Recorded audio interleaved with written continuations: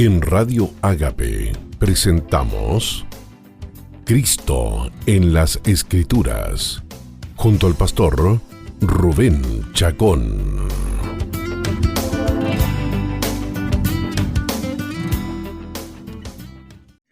Hola, ¿qué tal amigos y amigas? Bienvenidos a su programa Cristo en las Escrituras. Soy tu hermano en Cristo, Rubén Chacón Villarroel, dándote la bienvenida a nuestro programa número 8, comentando el libro de Números. En el programa anterior terminamos haciendo un paralelo entre los hijos de Leví, que constituyen la tribu de Leví, esto es, los hijos Gersón, Coat y Merari, y su descendencia, formando entonces los coatitas, los gersonitas y los meraritas. Hicimos un paralelo entre los hijos de Leví, puesto que cada uno de ellos tenía un oficio particular en lo tocante al servicio del tabernáculo. No es que cada uno de ellos de manera libre hacía lo que podía, sino que tenían asignadas determinadas tareas tanto para Coat, para Gersón, como para Merari. De allí entonces hicimos un paralelo con lo que dice 1 Corintios 12:28, que dice que a unos puso Dios en la iglesia, primeramente apóstoles, lo segundo profetas y lo tercero maestros, que son a estos tres dones aquí en 1 Corintios 12:28, donde Pablo los pone en un orden. Sin embargo, tenemos que decir que no es un orden jerárquico, porque justamente lo que está ilustrando en la tarea de los levitas es que no se trata de un orden jerárquico, sino de un orden funcional. ¿Por qué están mencionados los apóstoles primero? Porque ellos colocan el fundamento. Y lo primero que se realiza en una edificación, cualquiera que ésta sea, es colocar el fundamento. Después viene la estructura y etcétera. Por último, el mobiliario de esa construcción. Eso es lo que está ocurriendo. Entonces, conviene aclarar esto, que no estamos hablando de un orden jerárquico, sino de un orden funcional. Pues bien, entonces hicimos, de acuerdo al oficio que les tocó a los hijos de Leví, hicimos un paralelo entre los meraritas, que tenían por tarea atender al fundamento del tabernáculo, y los apóstoles. Luego hicimos un paralelo entre los gersonitas, que tenían como tarea la cubierta del tabernáculo, y luego hicimos un paralelo con los profetas. Y por último, los coatitas, que estaban a cargo de la estructura, pero que también podríamos llamarlo el mobiliario, como equivalentes o hacer un paralelo con los maestros. Ahora, esto que ya comentamos en el programa anterior, queda confirmado al observar el orden de marcha de estos grupos. Los meraritas eran los primeros en iniciar la marcha, de acuerdo a Números capítulo 10, versículo 17. Hago una aclaración aquí, porque aunque el relato, Números 10, 17, los menciona junto con los gersonitas, a los meraritas, el sentido común indica que las cubiertas no podían ponerse primero que el fundamento. Está claro, entonces, a pesar de que están en el orden de marcha mencionados los meraritas junto con los gersonitas, sin embargo el sentido común nos dice que primero se pone el fundamento y luego entonces las cubiertas. Así que representan los meraritas, en el orden de marcha, representan lo primero que debe ser colocado. Esto es el fundamento. Es decir, la tribu de los gersonitas, de los meraritas, llegaba primero en el orden de marcha para ganar tiempo y establecer todo lo tocante al fundamento. De manera que cuando llegaran luego los demás, entonces ya estuviera alzado esa parte del tabernáculo y llegaban los otros para completar su tarea. Luego venían los gersonitas para colocar el techo, en el orden de marcha, colocar el techo y el cierro del tabernáculo confirmando lo que dice 1 Corintios 12:28, que dice que lo segundo, Dios puso en la iglesia profetas. Y por último, los coatitas colocaban los muebles, porque no se pueden colocar los muebles hasta que no esté levantado el tabernáculo. Y corresponde a lo tercero que Dios ha puesto en la iglesia, los pastores y maestros. Muy bien, avancemos entonces un poco más, ya establecido lo anterior, que habría un paralelo entre los hijos de Leví y este orden ministerial que establece Pablo en 1 Corintios 12:28, y que eso queda confirmado en el orden en que marchaban los levitas, quién iba primero y quién iba último. Iban primero los meraritas y los gersonitas, y luego iban en último lugar los coatitas. Veamos entonces, para profundizar un poco más en esto, veamos cuál era la tarea de los coatitas en forma ya más particular y veamos su significado espiritual. Decíamos anteriormente que los coatitas estaban a cargo de la estructura del tabernáculo o del mobiliario, es decir, de los muebles que habitaban el tabernáculo. En otras palabras, estaban a cargo de trasladar el candelabro, el altar del incienso, la mesa de los panes de la proposición y el arca del testimonio. Esto de acuerdo a Números capítulo 4, versículos 4 al 15.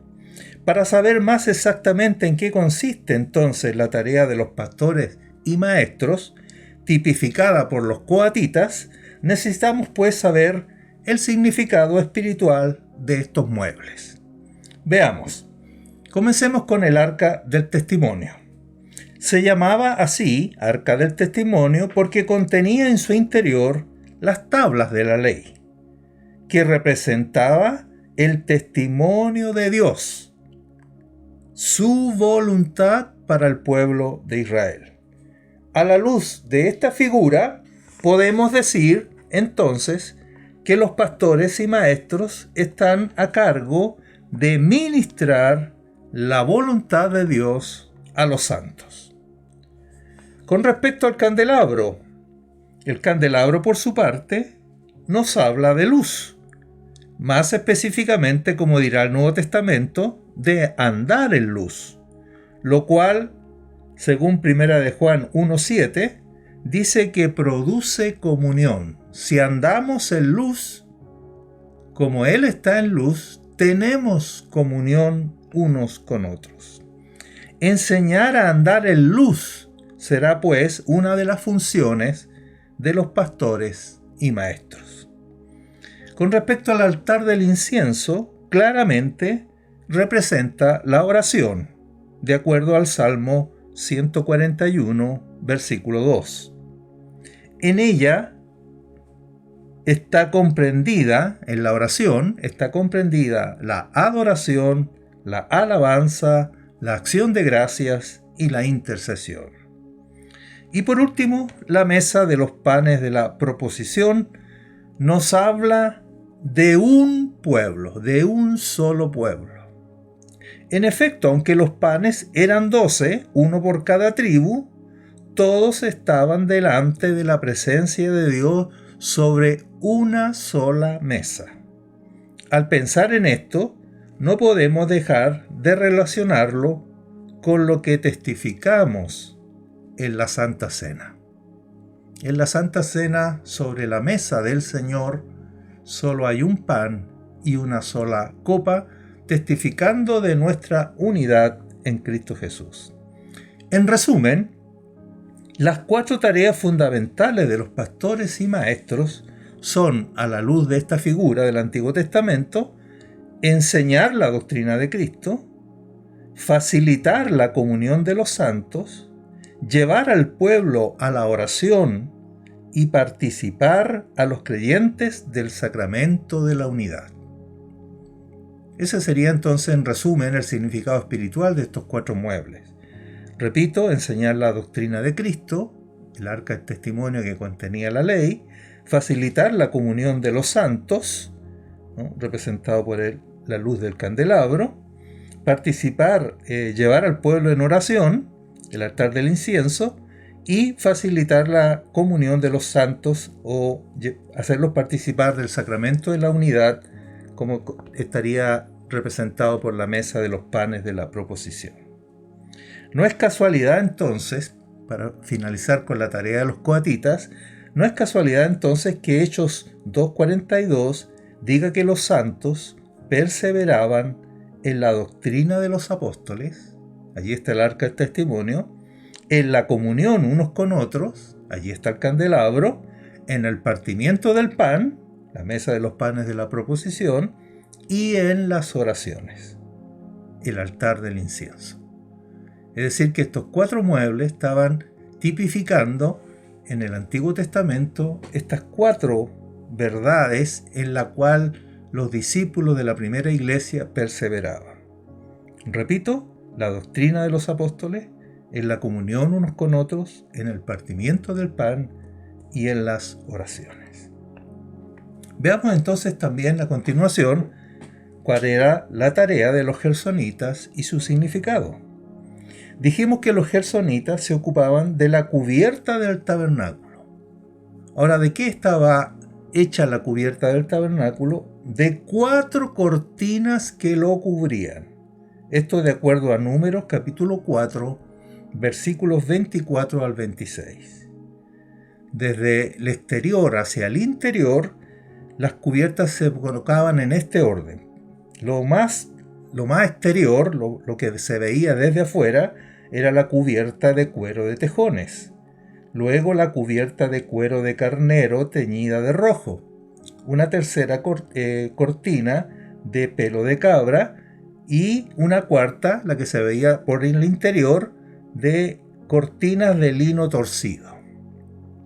Dijimos también que los profetas, tipificados por los gersonitas, revelan la visión de la iglesia, es decir, lo que cubre y abarca la obra de Dios en Cristo. Es tarea de los profetas en la iglesia revelar a la iglesia los alcances, ¿no? Lo que cubre y lo que abarca la obra de Dios en Cristo.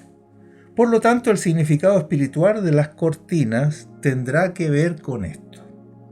Pues bien, las cortinas, sin lugar a dudas, nos hablan de la obra de Cristo. Veamos.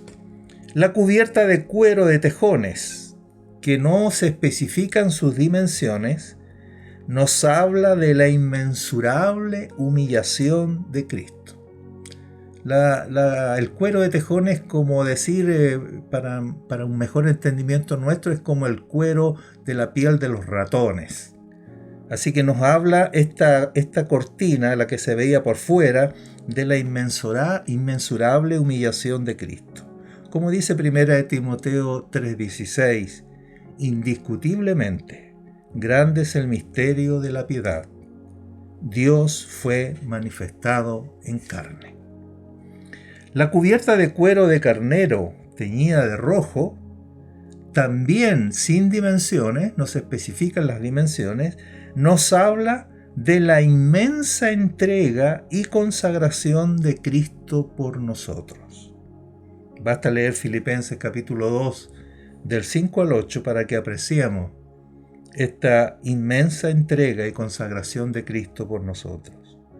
Las cortinas de pelo de cabra, con sus medidas reveladas, nos hablan del sacrificio de Cristo por el pecado. Esta cortina, formada de 11 tiras, una más que la cortina de lino. La última cortina, la que se veía por dentro, estaba formada por 10 tiras, pero esta, la que representa el sacrificio de Cristo por el pecado, tenía 11 tiras. Indica que el sacrificio de Cristo cubre mucho más que lo que el pecado consiguió. Si ustedes leen Romanos capítulo 5, versículos 9, 10, 15, 17 y 20, van a tomar conciencia de esta frasecita que hace Pablo. Mucho más, mucho más. Si Adán consiguió una herencia maldita para nosotros, el sacrificio de Cristo, la obra de Cristo, pudo mucho más mucho más, y ese mucho más está representado por esta cortina de 11 tiras, una más que la cortina de lino. Por su parte, la cortina de lino, que tenía 4 colores, cortina de lino fino, blanco, azul, púrpura y carmesí, nos habla de que el que se humilló, como lo anuncia la cortina de cuero tejones, o el que se entregó, anunciado por la cortina de cuero de carne de carnero teñida de rojo, y murió por nosotros, la cortina de pelo de cabras, no es otro que el justo, representado por el blanco, celestial, representado por el azul, rey, representado por el púrpura, y siervo, representado por el color carmesí, no es otro que el Hijo de Dios, el justo de Dios. En resumen, podemos decir que los profetas tienen por tarea revelar los alcances de la obra de Dios en Cristo. Por eso Efesios capítulo 3, del 1 al 21, declara que ahora el misterio de Cristo es revelado a los apóstoles y profetas. Mientras los apóstoles, y podríamos allí incluir también a los evangelistas, anuncian y aclaran el plan de este misterio, los profetas continúan y profundizan esta labor en el ámbito local hasta que los santos puedan comprender la anchura, la longitud, la profundidad y la altura, medidas representadas por las 4 cortinas de este misterio. Es decir, que lo que inician los apóstoles y los evangelistas en el momento de poner el fundamento, los profetas de manera permanente deben estar de manera constante en la iglesia revelando los alcances de la obra de Dios en Cristo. En otras palabras, revelando las medidas, como son la anchura, la longitud, la profundidad y la altura, las medidas de este misterio. Por eso decíamos que los profetas revelan los alcances de la obra de Dios en Cristo. Dejamos para nuestro próximo programa la tarea de los meraritas y su significado espiritual. Nos vemos en nuestro próximo programa. Benditos somos. Chao. En Radio Ágape hemos presentado Cristo en las Escrituras, junto al pastor Rubén Chacón.